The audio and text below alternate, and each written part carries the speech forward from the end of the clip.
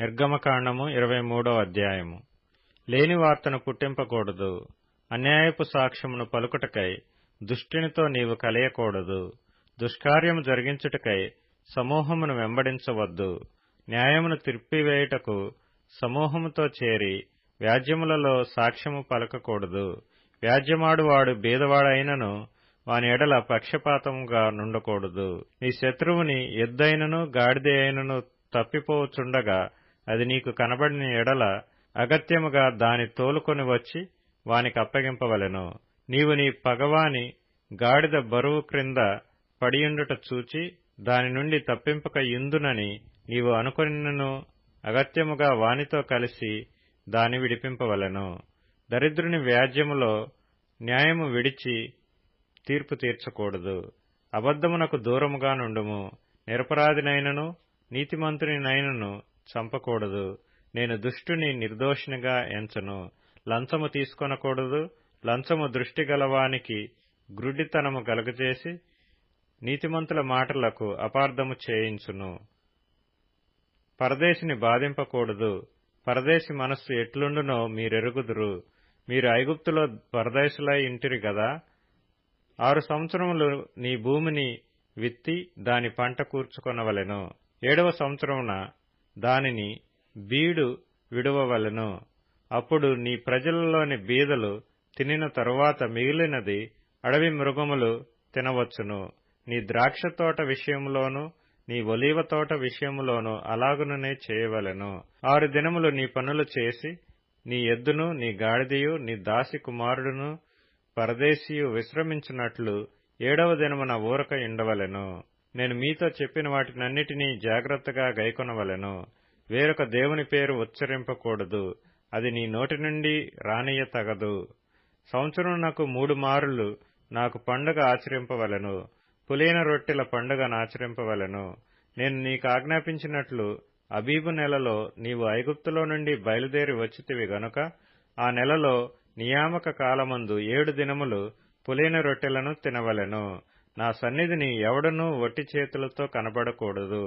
నీవు పొలములో విత్తిన నీ వ్యవసాయముల తొలి పంట యొక్క కోత పండుగను, పొలములో నుండి నీ వ్యవసాయ ఫలములను నీవు కూర్చుకొనిన తరువాత సంవత్సరాంతమందు ఫల సంగ్రహపు పండుగను ఆచరింపవలెను. సంవత్సరమునకు 3 మారులు పురుషులందరూ ప్రభువైన యెహోవా సన్నిధిని కనబడవలెను. నా బలుల రక్తమును పులిసిన ద్రవ్యముతో అర్పింపకూడదు. నా పండుగలో నర్పించిన క్రొవ్వు ఉదయం వరకు నిలువయుండకూడదు. నీ భూమి ప్రథమ ఫలములో మొదటి వాటిని దేవుడైన యెహోవా మందిరమునకు తేవలెను. మేకపిల్లను దాని తల్లి పాలతో ఉడకబెట్టకూడదు. ఇదిగో త్రోవలో నిన్ను కాపాడి నేను సిద్ధపరిచిన చోటుకు నిన్ను రప్పించుటకు ఒక దూతను నీకు ముందుగా పంపుచున్నాను. ఆయన సన్నిధిని జాగ్రత్తగా నుండి ఆయన మాట వినవలెను. ఆయన కోపము రేపవద్దు. మీ అతిక్రమములను ఆయన పరిహరింపడు. నా నామము ఆయనకున్నది. అయితే నీవు ఆయన మాటను జాగ్రత్తగా విని నేను చెప్పినది యావత్తు చేసిన ఎడల నేను నీ శత్రువులకు శత్రువును నీ విరోధులకు విరోధినై యుందును. ఎట్లనగా నా దూత నీకు ముందుగా వెళ్ళుచు అమోరీయులు, హిత్తీయులు, పెరిజ్జీయులు, కనానీయులు, హివ్వీయులు, యెబూసీయులను వారున్న చోటుకు నిన్ను రప్పించును. నేను వారిని సంహరించెదను. వారి దేవతలకు సాగిలపడకూడదు. వాటిని పూజింపకూడదు. వారి క్రియల వంటి క్రియలు చేయక వారిని తప్పక నిర్మూలము చేసి వారి విగ్రహములను బొత్తిగా పగులుకొట్టవలెను. నీ దేవుడైన యెహోవానే సేవింపవలెను. అప్పుడు ఆయన నీ ఆహారమును నీ పానమును దీవించును. నేను నీ మధ్య నుండి రోగము తొలగించెదను. కడుపు దిగబడునదియు గొడ్డుదియు నీ దేశములోనూ ఉండదు. నీ దినముల లెక్క సంపూర్తి చేసెదను. నన్ను బట్టి మనుష్యులు నీకు భయపడునట్లు చేసెదను. నీవు పోవు సర్వదేశముల వారిని ఓడగట్టి నీ సమస్త శత్రువులు నీ ఎదుటి నుండి పారిపోవునట్లు చేసెదను. మరియు పెద్ద కందిరీగలను నీకు ముందుగా పంపించెదను. అవి నీ ఎదుటి నుండి హివ్వీయులను, కనానీయులను, హిత్తీయులను వెళ్లగొట్టును.